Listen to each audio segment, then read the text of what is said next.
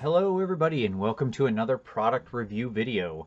And today we're talking about some base stamps. Specifically, we are talking about the base stamp mats from Happy Seppuku Modelworks.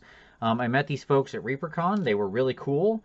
And I saw some of their product in action. They had some examples. So I picked a couple up and I've been very happy with them. So what I've got here is a couple of them. You can see about their size. I've got the bamboo texture and I have the spiderweb texture, both of which are really interesting for doing rocks. Now you can use these obviously for base stamps themselves. Here you can see I've prepped up a base with some green stuff, but you could also use them for larger display or terrain or diorama work. You can see they're pretty big. They're about 4 inches long. Roundabout, and so you've got quite a lot of space here to work and stamp out. So you can do even quite large bases quite easily. They are relatively inexpensive as far as the stamps go, and obviously they last you a long time. They're not really going to get damaged very easy just pressing them into bases. You can use them with green stuff or with milliput. You can see they have quite a wide range on their website, which will be linked down below.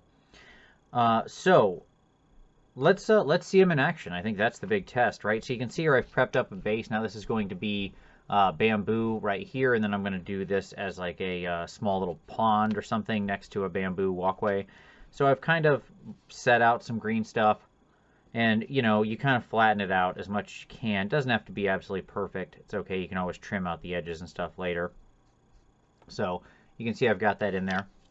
Now, fortunately, on the back of all the little packages, it does basically walk you right through the steps, but I will say there is one extra step that they don't tell you that I will, which is when you use these, first, you want to always think about how your base stamp is lining up to the base itself. So, for example, the bamboo is running vertically here on this.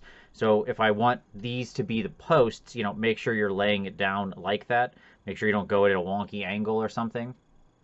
The second thing I will say is you want to make sure that your base stamp is wetted or something like that, so that you don't get the green stuff directly sticking to the base stamp, which can happen. I would also let my green stuff dry a little bit, not forever long, depends on how hard it is and what kind of green stuff you're working with, but I give it like 5 minutes. So that's probably enough. It's probably wet enough. Yeah. There we go. Just make really sure. Doesn't really hurt anything to be wet for the stamp. So okay. So we're going to line it up. That looks about right to me. And then we just bring it down. We give it a nice press.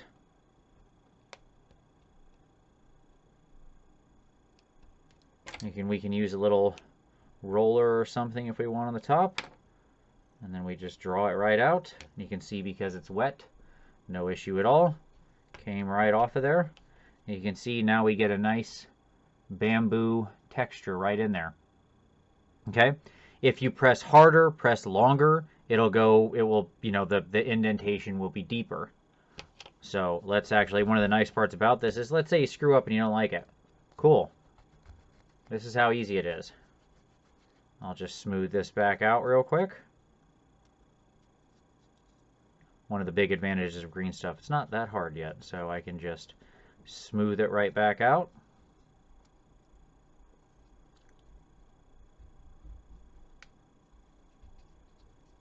And we'll show the other one in play too. I decided I don't like the bamboo. Instead, I want to go for some spider webs. Okay, there we go. We're more or less back to how we were. Got a little bit of ridges still, but that's fine. I could fix it if I was inclined and not doing a quick video. There you go. So now let's try the spider web one. And we'll press a lot harder on this one. So let's use that section of webbing right down there. Okay. So we wet up our base stamp to make sure it's not going to stick at all. Okay. And then let's go and set that right in there.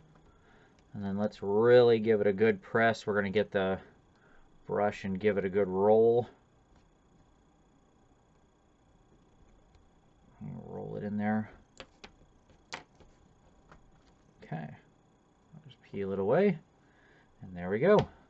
Nice and easy. And now we've got some beautiful spider webbing on the base. So overall, I really like these. I think they're cool for doing a lot of neat textures. They have a lot of other good stuff on the website, cobblestone, brick, stuff like that.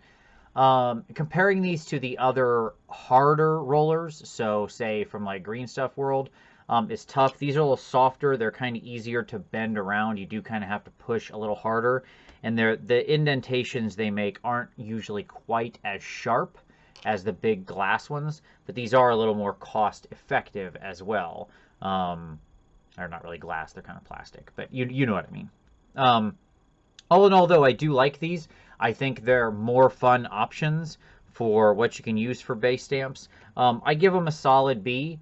I think that they're definitely a nice tool to add into your hobby repertoire if you want to see especially if you're doing a lot of interesting urban bases, if you're playing games like Malifaux, or if you're doing like 40K and you have like some city fight stuff going on, I think that you could do a lot of really cool bases, especially with the kits they have.